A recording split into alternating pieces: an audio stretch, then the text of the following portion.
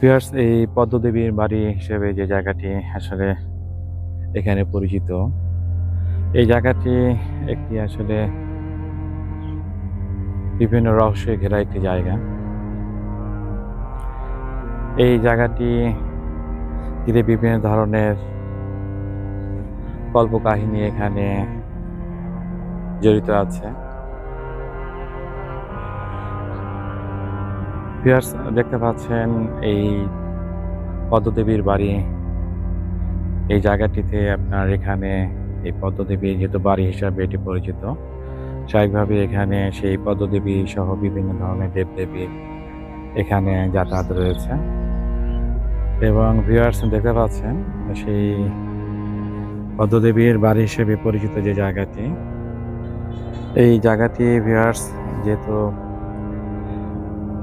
এই জায়গাটিকে অনেকে বিশেষ করে হিন্দু ধর্মাবলম্বী লোকজন এই জায়গাটিকে তাদের সেই দেবতার বাড়ি হিসেবে এটি মনে করেন, যে কারণে এই বাড়ির সামনে দেখতে পাচ্ছেন, অর্থাৎ এই জায়গাটি সামনে কিন্তু বিভিন্ন ধরনের আপনার মানত হিসাবে বিভিন্ন ধরনের ভোগ এখানে দেওয়া হয়। দেখতে পাচ্ছেন সেই মাটির সরা।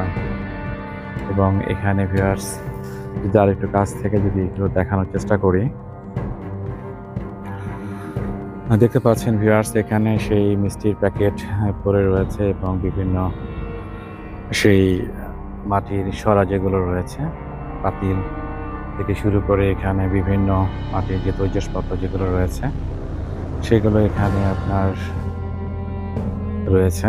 এছাড়া ভিউয়ার দেখতে পাচ্ছেন এখানে সেই ইটের উপরে আপনার মোমবাতি বা আলো প্রজ্বলনের জন্য যে ধরনের কূপ, সেটিও এখানে রাখা হয়েছে। অর্থাৎ এই জায়গাটি যেহেতু আপনার পদ্মদেবীর বাড়ি হিসাবে এই জায়গাটি পরিচিত, যে কারণে এখানে সেই হিন্দু ধর্মের ধর্মাবলী যারা রয়েছেন তারা এই জায়গাগুলোকে আপনার তাদের সেই দেব দেবীর এখানে, যেহেতু তারা মনে করেন যে এখানে তাদের বসবাস করেন বা এখানে তাদের আসা যাওয়া রয়েছে, যে কারণে তারা এখানে বিভিন্ন ধরনের মানত করেন এবং সেই মানত হিসেবে বিভিন্ন ধরনের তারা ভোগ এখানে দিয়ে থাকেন।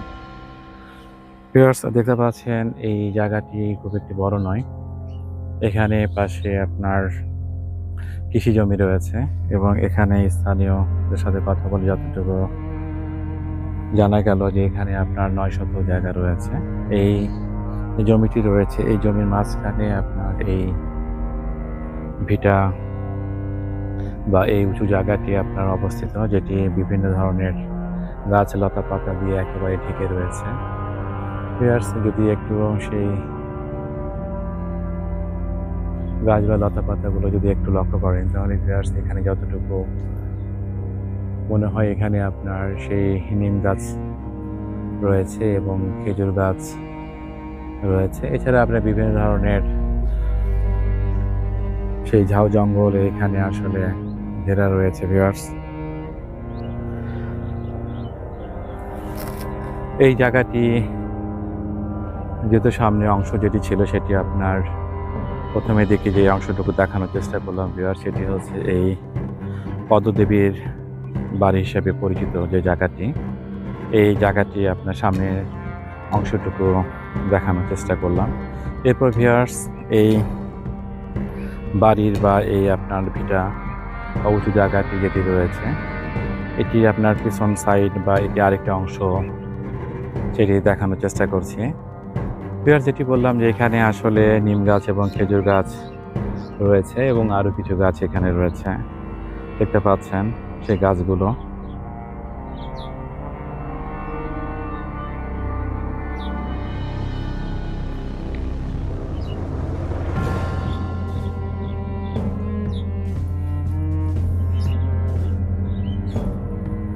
ভিউয়ার্স, এই পদ্ম দেবীর যে বাড়ি নামে পরিচিত যে জায়গাটি, এই জায়গাটি কিন্তু বগুড়া শহরের কাহালু উপজেলার অথবা বগুড়া জেলার কাহালু উপজেলার সেই পাইকর ইউনিয়ন যেটি রয়েছে, সেই ইউনিয়ন একদম কাছাকাছি অবস্থিত।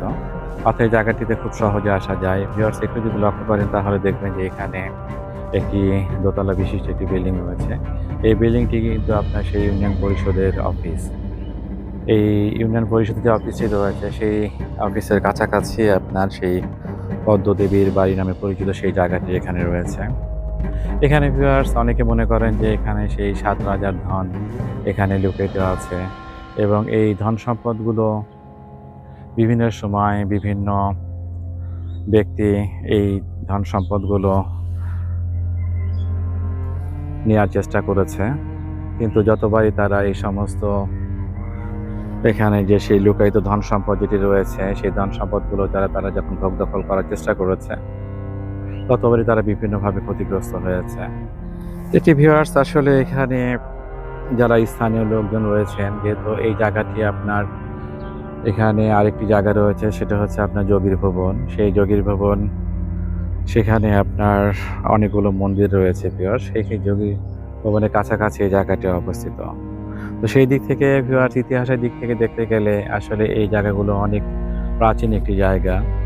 যদিও যোগী ভবন যে জায়গাটি রয়েছে সেটি আপনার ওইভাবে নির্দিষ্টভাবে কোনো আপনার সন তারিখ উল্লেখ না থাকলেও সেখান থেকে একটি ধারণা করা যায় যে ৮৮৪ সালে সেই যোগী ভবনটি সেই মন্দিরগুলো নির্মিত হয়েছিল এবং এই স্থাপনার কাছাকাছি যেহেতু সেই যোগীর ভবন, স্বাভাবিকভাবে এই পদ্মদেবীর সেই বাড়ি যে নামে যে জায়গাটি এখানে দেখতে পাচ্ছেন, এই জায়গাটি ভিউয়ার্স স্বাভাবিকভাবেই অনেক পুরনো একটি জায়গা, এটি নিঃসন্দেহে বলা যায়। এখানে হয়তো স্থানীয় লোকজন তাদের বসবাসের কারণে এবং এখানে আপনার বিভিন্ন ফসলি জমি থাকার কারণে দেখা যাচ্ছে যে সেই জায়গাটুকু তারা চাষাবাদ করছেন এবং এখানে আপনার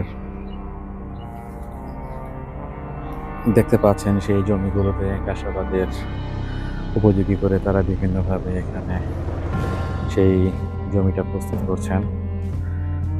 দেখতে পাচ্ছেন সেই পদ্মদেবীর বাড়ি হিসেবে পরিচিত সেই জায়গাটি।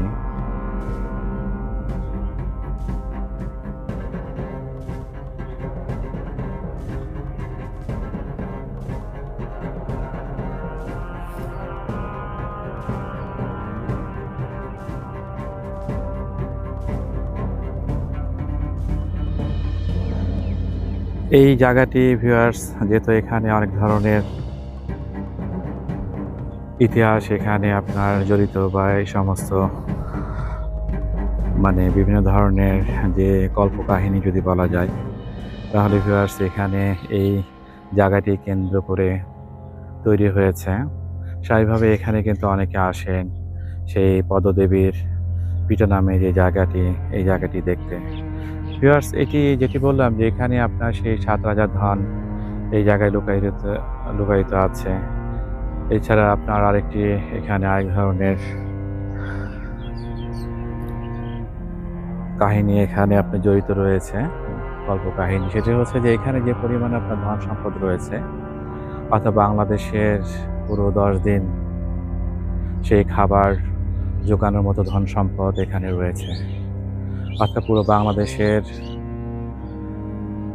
সেই ১৮ কোটি জনসাধারণ যারা রয়েছেন তাদের ১০ দিনের খাবার পরিমাণ সম্পদ এখানে আপনার মজুদ রয়েছে।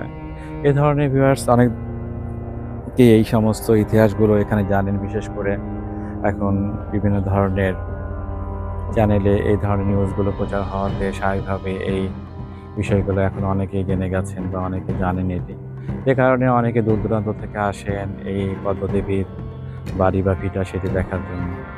ভিউয়ার যেটি বললাম যে আসলে এখানে কিন্তু আপনার চাষাবাদ করা হচ্ছে। এই জমিতে দেখতে পাচ্ছেন এখানে ২ জন কৃষক, তারা কিন্তু এই জমিতে চাষাবাদ করেছেন এবং তারা এখানে সেই জমির যে ফলন হয়েছে যে ফসলগুলো তারা কিন্তু এখানে উঠাচ্ছে।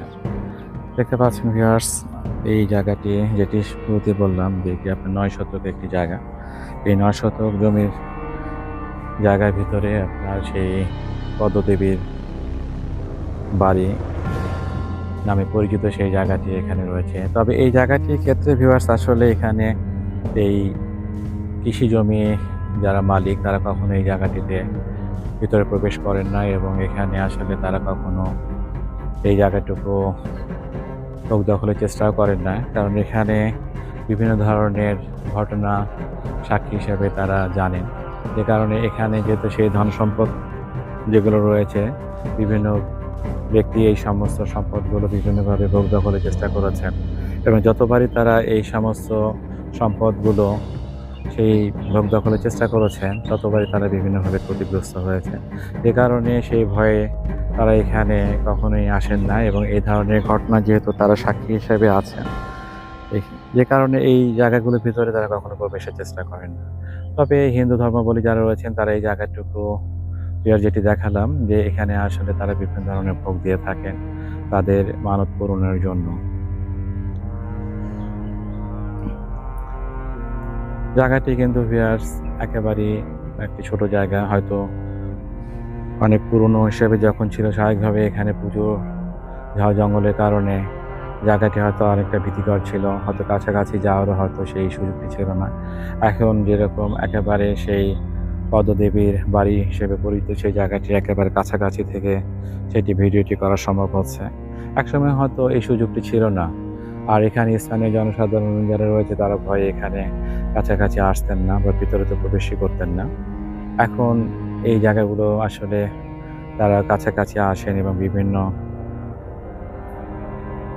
মানুষ যখন তাদের কাছে এই ইনফরমেশনগুলো বা ইতিহাসগুলো জানতে চান, তখন তারা এটা নির্বিঘ্নে তারা শেয়ার করেন। এই সমস্ত ইনফরমেশনগুলো ভিউয়ার্স যেটি বললাম যে এটি আপনার সেই পদ্মদেবীর বাড়ি হিসেবে পরিচিত এই ভিটাটি।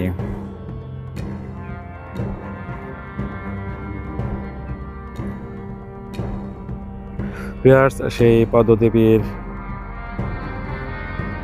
বাড়ির কাছ থেকে আজকে পর্যন্তই। ধন্যবাদ, ভালো থাকবেন।